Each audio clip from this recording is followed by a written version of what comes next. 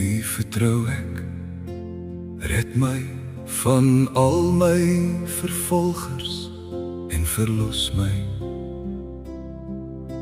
Dat hy nie my siel soos 'n leeu verskeur en dit stikkend maak, terwyl daar niemand is om te red nie. O Heer my God, as ek dit gedoen het, as daar ongeregtigheid in my hande is, as ek kwaad vergeld het aan hom wat met my in vrede was, ja, ek het hom verlos wat sonder oorsaak my vyand was. Laat die vyand my siel agtervolg en dit inhaal, ja, laat hom my lewe op die aarde vertrap en my eer in die stof lê. Sela, staan op, o Heer, in u toorn, hef u self op vanweer die grimmigheid van my vyande en ontwaak vir my tot die oordeel wat u beveel het. So sal die vergadering van die volk u omsingel, om hulle ontwil keer u daarom terug in die hoogte.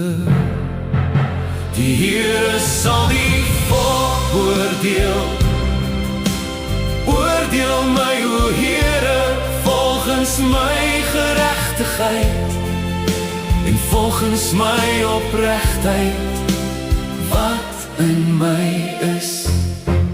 Ag, laat die goddeloosheid van die goddelose tot 'n eind kom, maar vestig die regverdige, want die regverdige God toets die harte en niere.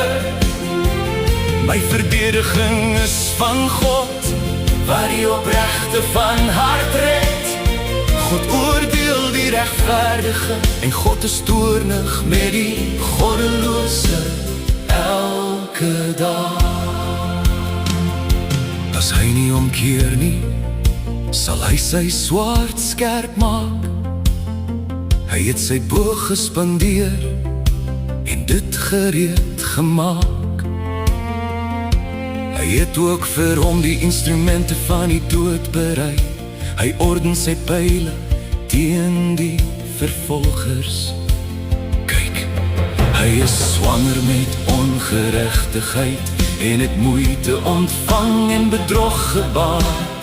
Hy het 'n put gemaak en dit uitgegrawe en is in die sloot geval. Wat hy gemaak het, sy moeite sal op sy eie hoof terugkeer en sy geweld sal op sy eie kroon afdaal.